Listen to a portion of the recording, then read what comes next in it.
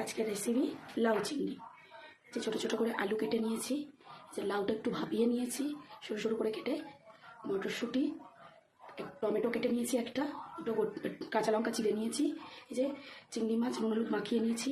এখানে মশলা দিচ্ছি গোটা জিরে, তেজপাতা, শুকনো লঙ্কা, হলুদ, ভাজা মশলা, নুন, চিনি। তেলটা দিয়ে নিলাম। তেলটা যে যেরকম খেতে পছন্দ করো, কম বেশি পরিমাণ মতো সে ততটাই দেবে। দুটো শুকনো লঙ্কা দিলাম, শুকনো লঙ্কা আর তেজপাতা দিয়ে দিয়েছি, একটু লাল লাল হয়ে গেছে। এবার দিচ্ছি গোটা জিরে। গোটা জিরেটা হালকা লাল হয়ে গেলে আলুটা দিয়ে দিচ্ছি।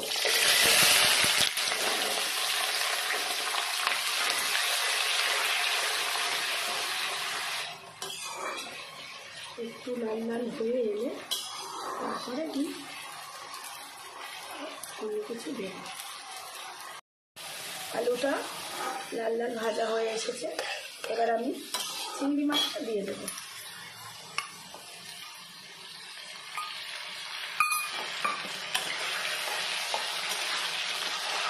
আমি আর চিংড়ি মাছটা আলাদা ভেজে তুলে রাখিনি, একসঙ্গে দিয়ে দিলাম।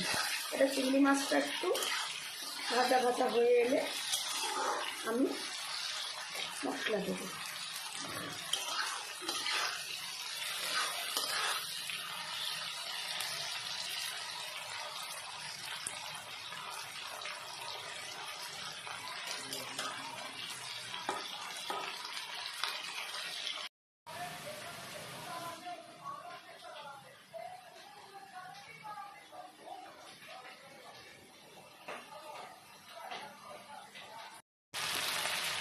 চিংড়ি মাছটা হালকা হালকা ভাজা হয়ে এসেছে, এবার আমি টমেটো আর কড়াইশুঁটিটা দিয়ে দেবো। দিয়ে এবার আমি নুন দিয়ে দেবো।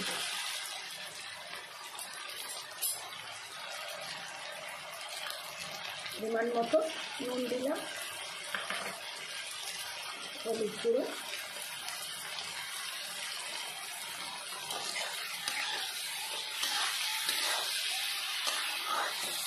একটু কালারের জন্য কাশ্মীরি লঙ্কা গুঁড়ো,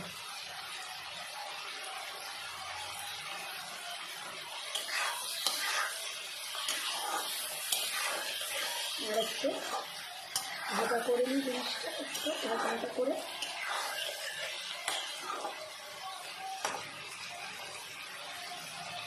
এটা নাড়িয়ে দিলাম।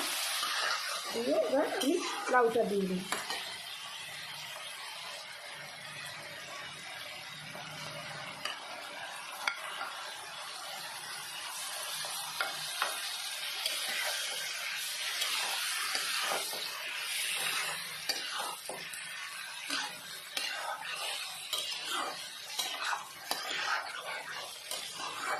এখন আর কোনো মশলা দেবো না, এবার আমি ঢাকা দিয়ে দেবো।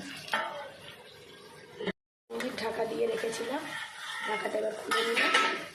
নিয়ে যে হয়ে এসেছে, আলুও সিদ্ধ হয়ে গেছে।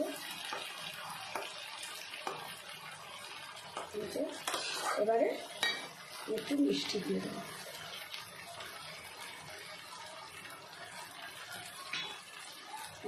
আগে থেকে ভাজা মশলা করে রেখেছিলাম, জিরে, লঙ্কা, ধনে সব দিয়ে ভাজা মশলা করে রেখেছিলাম। ভাজা মশলা দিয়ে দিলাম।